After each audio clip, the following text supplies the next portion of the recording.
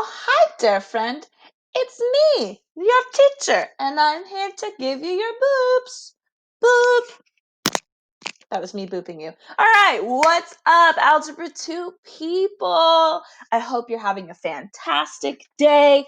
Today, we are going to continue our discussion on rational functions, and we've got a special guest today. We've got two people coming in on the show. You guessed it, we are featuring wholes and asymptotes on today's lesson. Yeah, spoiler alert, never talked about a whole before in terms of math, and we have talked about asymptotes, and they're coming back. All right, so it's me, Ms. P, your wonderful host for today's discussion on rational functions. Oh, look at me flying in there. What's up? Hey, guys. But today, yeah, we are going to discuss and identify when a rational function specifically has a whole, and also when a rational function has an asymptote. So your goal for the end of the lesson is, can you identify whether we have a whole, and can you identify whether we have an asymptote, and knowing the difference between those two. So let's hop right in, shall we? Today's essential question: what types of asymptotes are possible for a rational function? Now, I know it's been a hot minute since we've talked about asymptotes, so you'll have to jog your memory a little bit. Start thinking, one, what is an asymptote? When have I seen that before? The word looks familiar, but like where, right? So think back to radical functions. We had some asymptotes. Also, when we did exponential functions, growth and decay, we had asymptotes. So kind of think back to that. I don't think we had any polynomials with asymptotes, but think back to that. Think about what that means, what that looks like. And hopefully by the end of this lesson, you will be able to discuss what those types of asymptotes are without really thinking about it. But for right now, I'm going to have this in your guys' hyper doc. And I want you to explore what this means ahead of time. It's okay if you're just jogging your memory and you're not really quite sure. Remember, it's okay if we don't really know. It's just important that we don't give up in figuring out what the answer to this question would be. So think about that. Mull it over for a tad bit. What types of asymptotes are possible for rational functions? So consider, what is an asymptote? What does it look like? And then when could I have one with a rational function specifically? So specific to a rational function, when could I have one of those things? And then it says what type. Think about types of asymptotes. But let's just get into the lesson. Before I introduce our wholes and asymptotes shindig, I kind of just want to go over what we've been talking about and what we have been doing as far as rational functions go. So we've defined rational functions as being a ratio of two expressions. So something I want you guys to notice, if you haven't before, like rational has the root word ratio, and it is a ratio of two expressions. So for example, x over y, that's a ratio, something divided by something. So we're going to say something, a function divided by another function, an expression divided by an expression, a number divided by a number. And for example, we've had 1 over 5x, that's a rational expression, a rational function. X over x plus 5, also rational. It's got that ratio there. Even something super complex like 3x minus 1 times x plus 1 in the numerator, all divided by 2x times x plus 1 in the denominator, right? They're all ratios because all in all, we are dividing. We have this division happening here. We are dividing. We have a ratio, something divided by something. So that's what we've been talking about as far as like what is a rational function. Just think of a ratio and think of either numbers, expressions, things like that that we've discovered. We also started off by adding, subtracting, multiplying, and dividing rational expressions. Again, there's that root word of a ratio. And let's just do like a quick little recap. We're not going to actually do any adding, subtracting, multiplying, or dividing today, but kind of like the hard rules for when you are doing these types of manipulations, algebraic manipulations. So add or subtract. When you add or subtract a rational expression to another rational expression, you absolutely must have a common denominator, right? If I always go back to this like super simple example, 1/2 plus 1/3, how much is that? I don't know. I would have to get a common denominator of 6, get my LCD, and then I would be able to compare those two different measurements and come up with, oh, that's actually equivalent to something else. So when you add or subtract, you have to get a common denominator, which makes it a little bit more work. When you multiply, this is like the simplest operation that we have so far. You don't even need a common denominator. You straight up just multiply across. So numerator times the numerator, denominator times the denominator. Wipe your hands clean, easy peasy lemon squeezy, living your best life. Now division is like a secret hidden multiplication, because if I had a rational function divided by another rational function, I would have what I like to call a double-decker fraction. And those are just straight up ugly, like straight up just not a good time to look at. So we change it. We can actually convert it into a multiplication problem by keep, change, flip. So if I had, like, and when I say a double-decker fraction, I mean, like, what if I had 2, I'm just going to go 2 divided by 3 divided by, I don't know, I'm just going to say 4 over 5. I'm not very creative, right? That is straight up just not a good time to look at. Would you agree? So we're going to keep, change, flip it. The first expression, we keep 2/3. I'd rewrite this as 2/3. Change the sign from division to multiplication. So a little dot here. And then flip the second expression, which means you're going to use the reciprocal and have 5 over 4. And then it just becomes a multiplication problem, right? If I were to do this one, 2 times 5 is 10. I apologize for how janky this looks. 3 times 4 is 12. And then if I reduce this even further, this would be 5/6. So almost a whole piece. 5/6. So that's what I mean by keep, change, flip. Like this, ugly, not a good time. Absolutely not. That is just horrendous. Change it to this. Oh, 5/6, no big deal. So division is secretly a multiplication problem. Multiplication is our favorite because it's so easy. And adding and subtracting is like a little bit more work. But, we've been doing those things. Also, we have talked about solving rational equations. And when I say solving, we had like something, I don't know what it is, something is equal to another something. I have a left-hand side and a right-hand side. A rational expression equal to another expression. A rational expression equal to a rational expression. It doesn't really matter as long as one of them's rational. So when we're doing that, we're actually finding, where are these graphs intersecting? Where's the thing on the left going to be equal to the thing on the right? Usually they have a variable of x. We find the x intersection point, x equals something, and then we say and look at the graphs and be like, oh, look, yeah, they do. They are totally crossing at this one single point. Or sometimes they cross multiple times. Or sometimes they don't cross at all and we have no solution, which is totally fine. When we were solving rational expressions, we came across a few things, okay? Overall, it wasn't too bad, but we come across a couple situations that are just different. You know what I mean? They're just different. So one of the things that we come across is an extraneous solution. Yes, coming back to haunt us, an extraneous solution. Again, if we look at the root, extra, meaning like additional, it's an extra liar. It's a fake solution that occurs when we multiply an expression by a variable. So that's like when we were getting our LCD and part of our LCD contained a variable such as x in it. That's when we would potentially get an extraneous solution. So we have to check.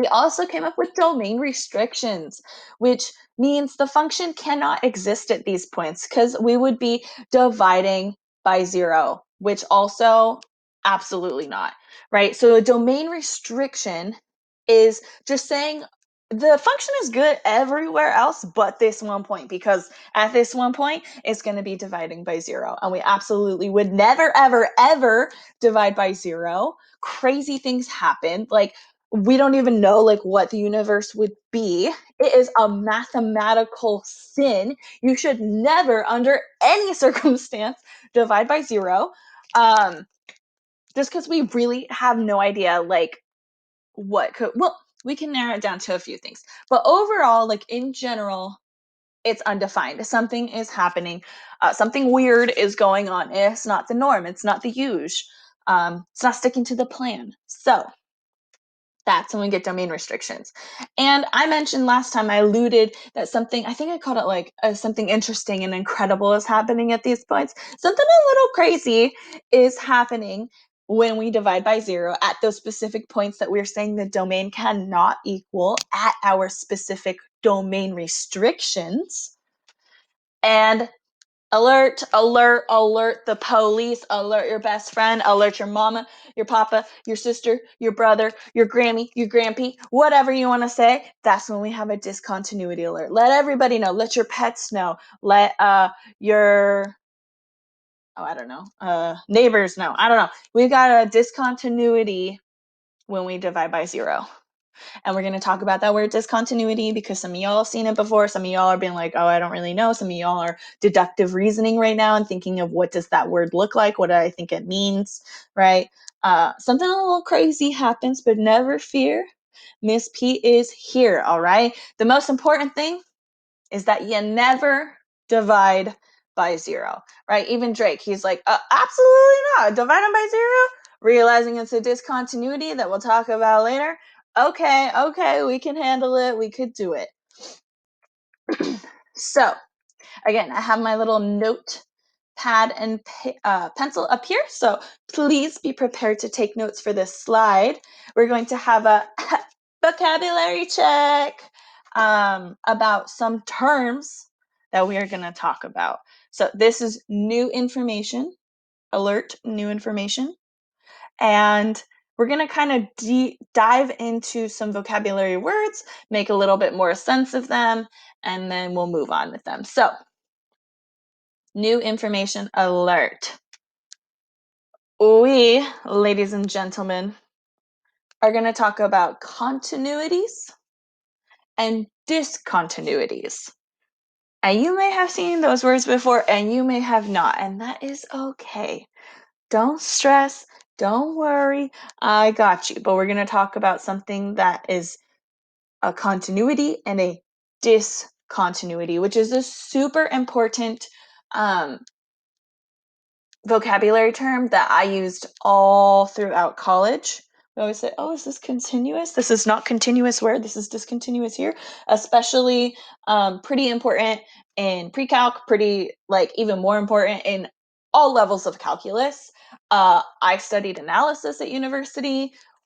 Discontinuities and whether a function was continuous or not was like a major factor, even in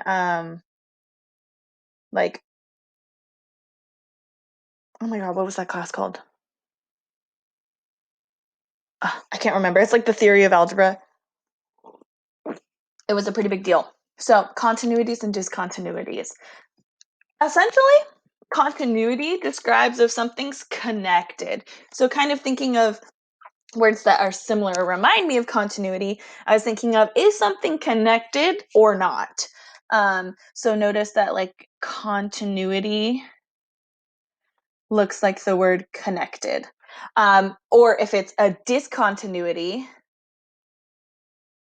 that would mean like maybe it's not. So, and we're specifically referring to the graph of a function. It doesn't make sense. We can talk about discontinuities just simply algebraically by looking at a function, looking at its expression, its equation, but it's mostly to put the pieces together, we're referring to its graph. What does its graph look like? Is its graph completely connected, or is it not somewhere? And that's what I want to know.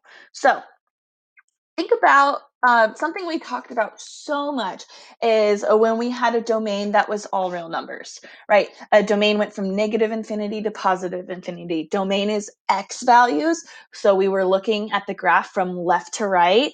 And when a graph like such as a parabola or something, like I'm going to draw a little baby parabola over here, had all real numbers, negative infinity to positive infinity.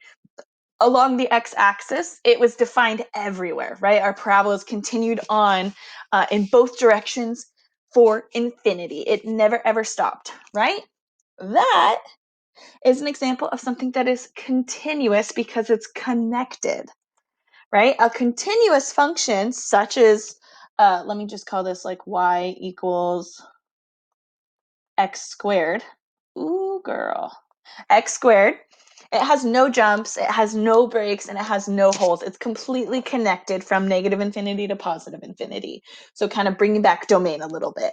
All real numbers is good. There's no number that's going to give me a jump, or no number that's going to give me a break, or no number that's going to give me a hole.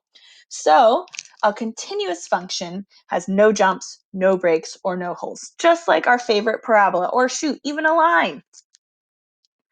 So for example, here's a rational function that is continuous. I'm telling you it's continuous. X over x squared plus 3 is continuous. How did I determine that this is continuous? When would I possibly have an issue with this function right here? Is there anywhere where I could have a potential jump, a break, or a hole? And just looking at this, I mean, you don't even really know what like this means specifically. You can envision it, but like looking at this, is there anywhere that this could give me some bad news bears, right?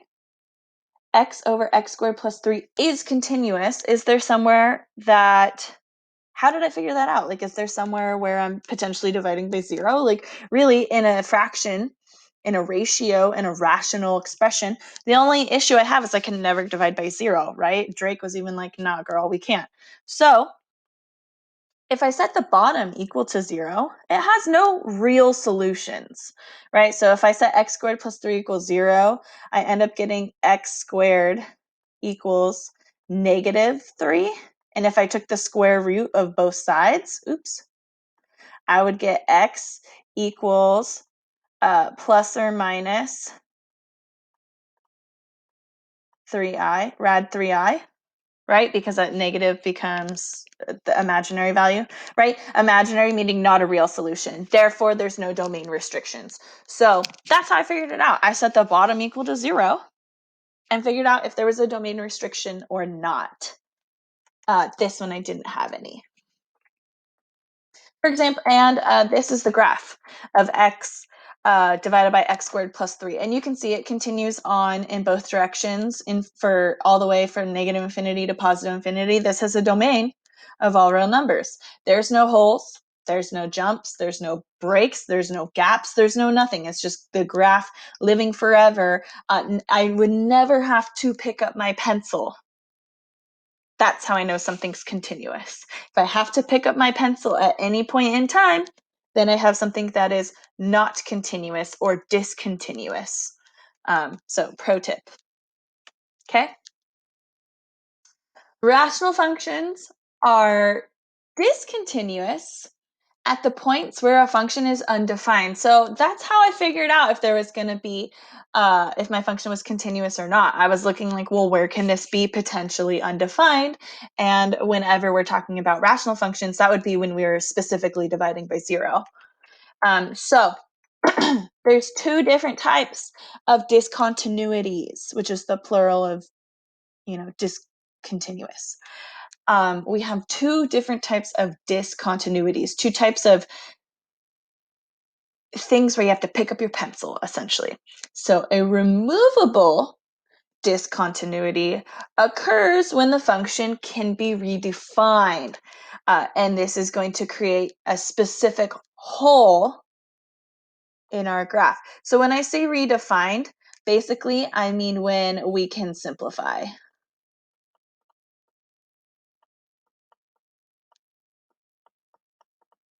When I can simplify my function. That's when I'm redefining it, and that's when I get a whole. This is a little n. A non-removable discontinuity happens when there's no way to redefine it and make it continuous, when there's no way that I can simplify this function and get rid of, a 0 on the bottom or something like that.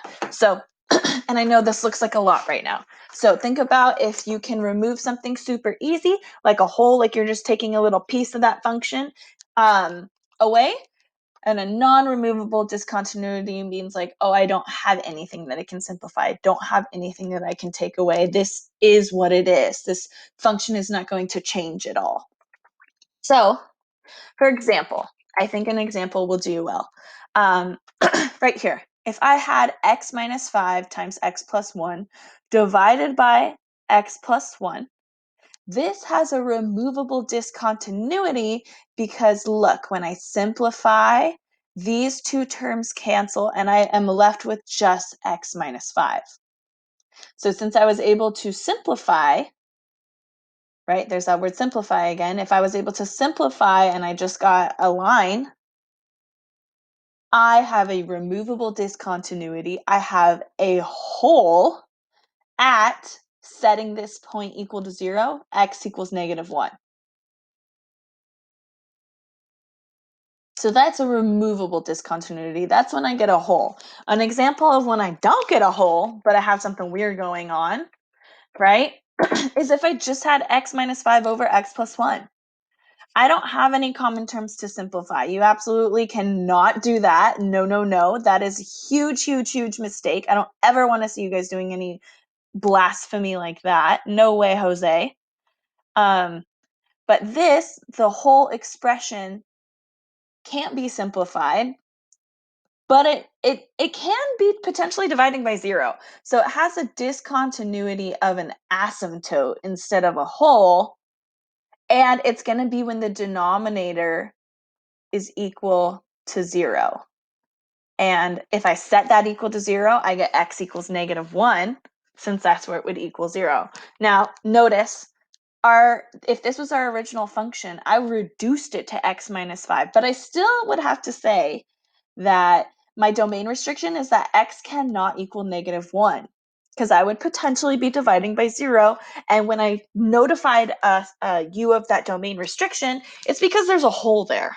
Now, it might not see it. Maybe we're sketching it really fast or we're going through life way too fast. But like realistically, this original function, x minus 5 times x plus 1 over x plus 1, is not, it looks the same as x minus 5, but it's different.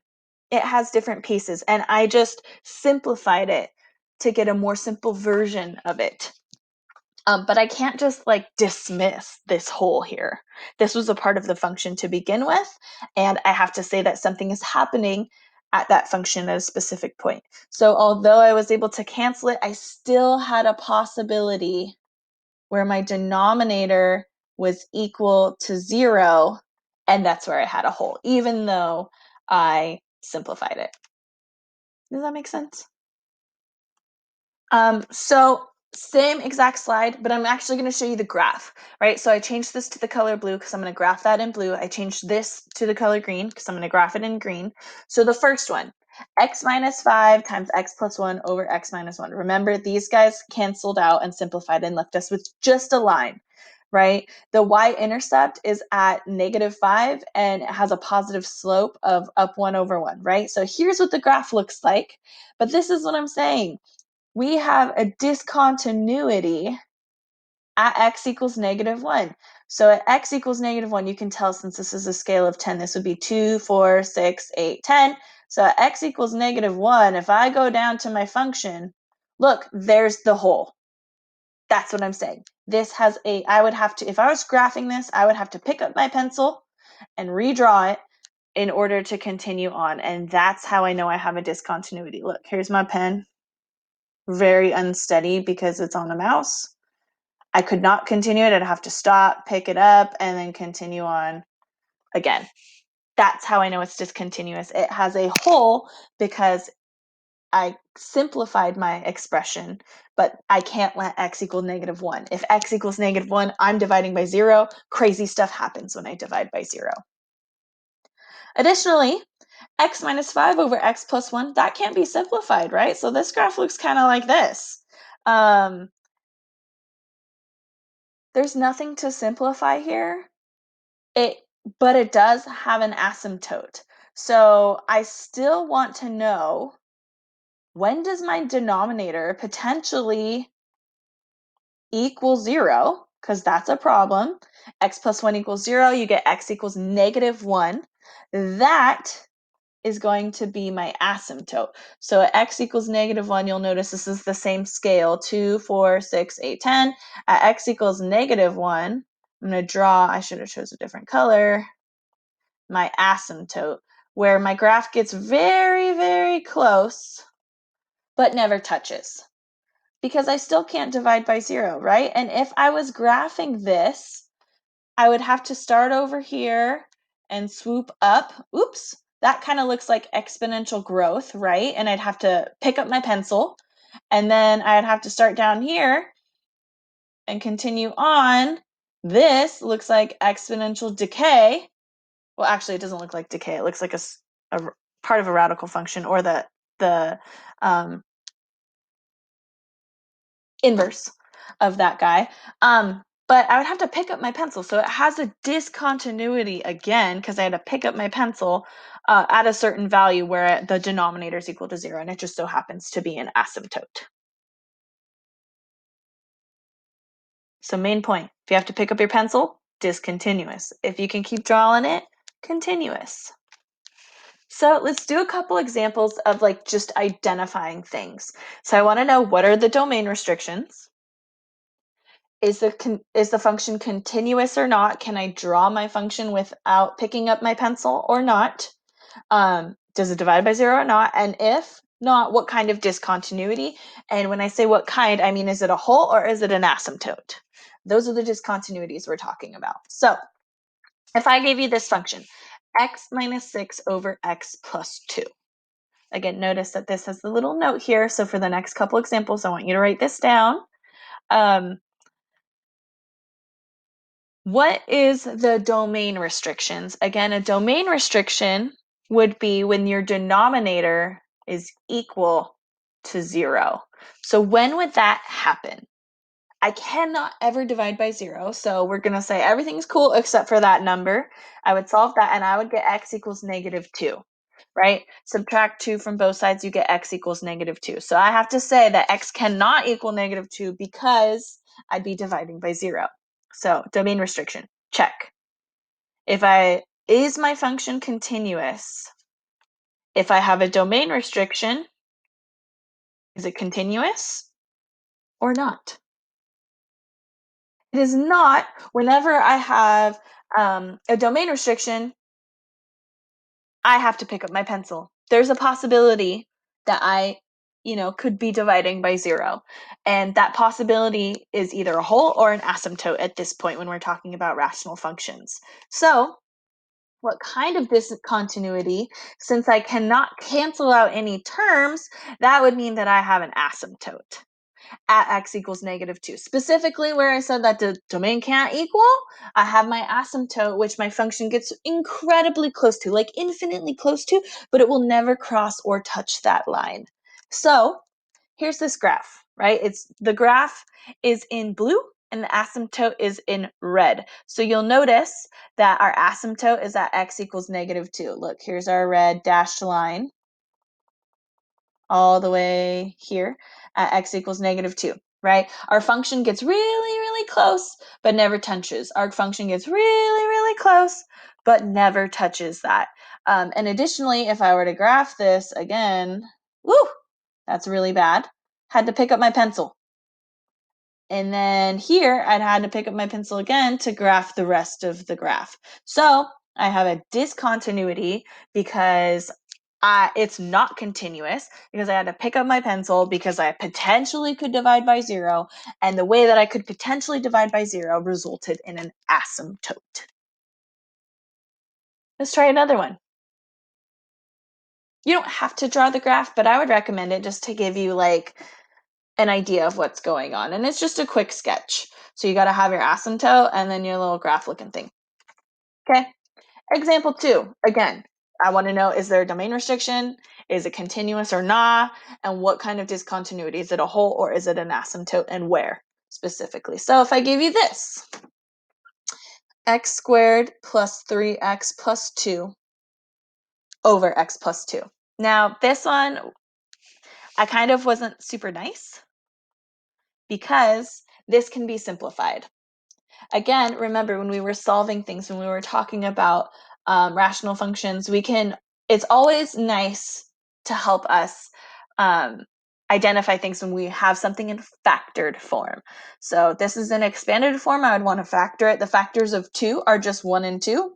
And luckily, they add up to 3. So if I had x plus 1 times x, plus 2, I'm telling you guys it's sketchy. X plus 2 all over x plus 2.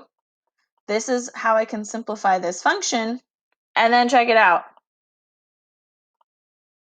This guy and this guy cancel. Ooh, that gives me something special, right? So I know, even without factoring this, that I can never have the denominator equal to 0. That's a big no-no. That's a mathematical sin. We're not going there, right? Drake said no. So at x equals -2 is when I would potentially have a domain restriction. Since I have a domain restriction, I am not continuous. I have a possibility of when I can divide by 0. However, when I simplified my function, I noticed that I was able to cancel something. So I don't have an asymptote, but rather a hole. I'm going to have a hole. So if I were to show you this graph, I have to pick up my pencil. I could potentially divide by 0 at x equals -2, and because I could divide by 0 there, I'm going to have a hole, right? I simplified it to x plus 1, so it's just a line. And here's my hole. At x equals -2, there's a hole right here. It's completely undefined. Do another example. Hopefully you're starting to pick up the pieces here. So again, tell me if there's a domain restriction, if it's continuous or not, and does it have a hole or an asymptote, and where.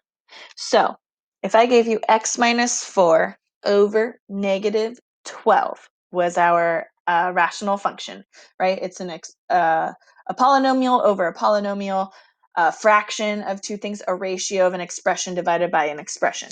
This is a rational function. Is this continuous or not? And is there any domain restrictions? And what kind of discontinuity is it? Think about that for a second. Oof. Okay. That was a big gulp of coffee. So, can I divide by 0? Is -12 ever going to equal 0? The answer is no. So I don't have any domain restrictions, which is amazing, right? I don't have any problems. The top, I don't really care about. Like, it's no big deal. But the bottom, I never have to worry about when I'm going to divide by 0. So since I have no domain restrictions, I finally have a continuous example of a rational function where it's going to continue on, where I never have to pick up my pencil. And since there are no domain restrictions, there are no discontinuities. So here's my graph. It's a negative sloping line. It's a negative sloping line. Like, I could rewrite this as -x over 12 plus 4 over 12, and then simplify it. That's y equals mx plus b, y'all. It's got a negative slope of 1 over 12, right? So I've got this, but notice if I were to draw this, and this continues on with this slope, oops, my line, ooh, there's its intercept, right? It continues. I never have to pick up my pencil to continue drawing this function, except to put on my arrows, which aren't necessary. I just want to show you that it goes on for all real numbers. So my domain even is all real numbers. That's that symbol, or negative infinity to positive infinity is my domain. And that makes sense because I have no domain restrictions, so everything's cool and gravy. Let's do one more example, I think. I think I only gave 4 examples. Same thing. What are the domain restrictions?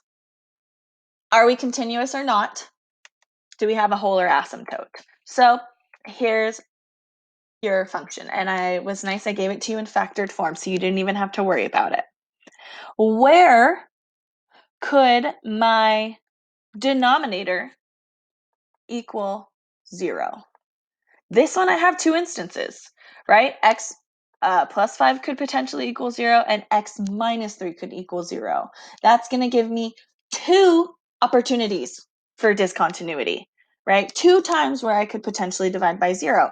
So I know that if I set each piece equal to 0 using the zero product property, that x can't equal negative 5 because that will give me a 0 in the denominator right here. And 0 times anything is 0, baby. I can't divide by 0. Same thing here. If I plugged in 3, 3 minus 3 is 0. Anything times 0 is still 0, so I can't have that. I have 2 domain restrictions now. Upon further investigation, though, check it out.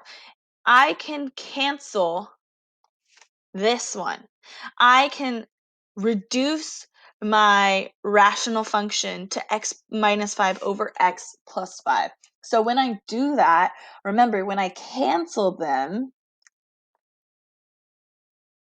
first of all, since I can divide by 0, I am not continuous, right? Anytime I have a domain restriction, I'm not continuous, right? But even further specifically, like when I ask you what kind of discontinuity do they have, I have a removable discontinuity right here, right? I removed x equals 3. But when I remove it, there's a hole there. So I know I'm going to have a hole at x equals 3. But I still have this possibility right here with x plus 5, this guy, that still potentially could equal 0. And I'm still potentially going to have an asymptote there. So he can't cancel because they don't look exactly the same. They have to be exactly the same. But I can still divide by 0 there, which means I have an asymptote. So this one I had 2 discontinuities. I have both a hole and an asymptote. So just note that you can have both. You can have multiple of each type, right? You can have a whole lot of stuff. And this is what my graph looks like. So notice my graph, if I was to draw it, I have to start here and it goes up. I have to pick up my pencil. I have to continue on this way. Oh, but even further, I would have had to pick up my pencil right here at x equals 3. There's a giant hole there. I'm going to draw it bigger.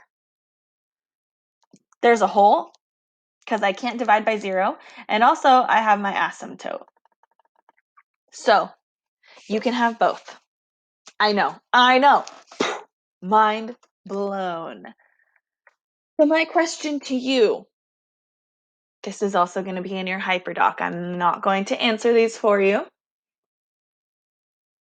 I want you to figure out what's the difference between the two. What is going on to help me understand when am I going to have a hole or an asymptote? I need to figure it out. So you are going to answer, how can I determine if it's going to be a hole or if it's going to be an asymptote? I want you to think about that. Look back at the last examples. Again, I also want you to write this down. This is going to be in your hyperdocs, but I want this in your notes. How do you know if it's a hole or an asymptote?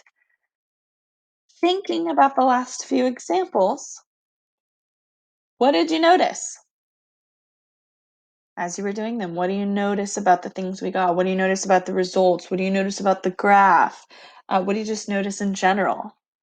What do you wonder about those last examples? What conclusions can you arrive at after you spent some time noticing and wondering, after you spent some time thinking, how can I determine if it's a whole or an asymptote? And what do you think the truly is the difference between a whole and an asymptote? What's the difference between a whole and what's the difference between an asymptote, and how can you tell, and based on what you noticed and what you wondered from the last couple examples that we did? What conclusions can you draw? Maybe rewatch the video. Maybe you have to pause and rewind and go back. That's totally fine too. Um, but try and arrive at that on your own. Okay, now let's compare and contrast them. So hopefully you've done that in the hyperdoc area. So what's the difference? A whole asymptote. We got some, I mean, clearly they're different. They have two different names. Yeah. So way to go, genius.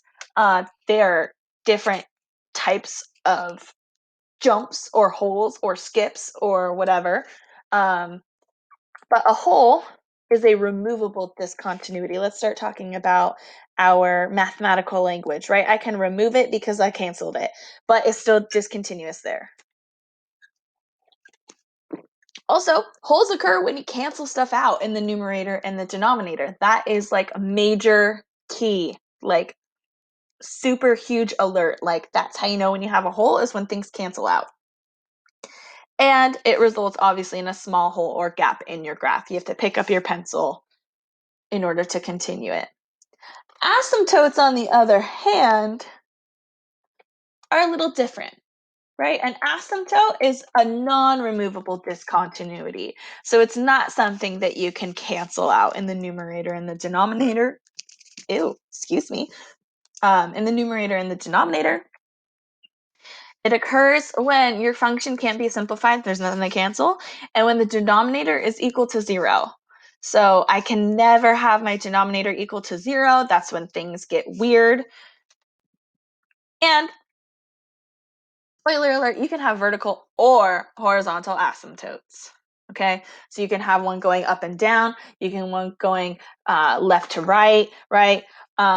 So yeah, there's a lot that happens with asymptotes. And there's a huge difference between holes and asymptotes, and being able to recognize that algebraically on a piece of paper and when you go to graph something, which is what we're building up to, and something that is like super important, especially when you go into pre-calculus, calculus, higher level things. We care about continuity a lot, like a lot. Like functions depend on if it's, we need to know if a function's continuous or not to know a ton of other properties about it. So it's important to know, do I have an asymptote? Do I have a hole? What do I got going on here? Vertical, horizontal, what's going on? Again, I wanted you guys to take this down. I want this in your notes, in addition to whatever you noticed and wondered before, in addition to whatever conclusions you made on your own. These are some of the most remarkable differences between holes and asymptotes. Don't panic. Don't stress. Don't worry. I know this can be a lot. And so that's why I'm actually going to pause right here. We're going to pick this up next week, and we're going to talk about those details of those asymptotes, but they can be super overwhelming. And I just want you guys to start identifying, like really focus, like, is there a hole or is there an asymptote here? And understanding the difference before we start talking about the different types of asymptotes and what the graphs look like. So don't panic. Don't worry. I hope you have a nice day. And you guys will see, you'll have some practice problems to work through in your homework. Please let me know if you have any questions. But I'm going to hit the pause right here just so that I don't overwhelm y'all. And yeah, so have the most excellent day. I'm going to discard my annotations, and I will see you next time. Toodaloo-doodly.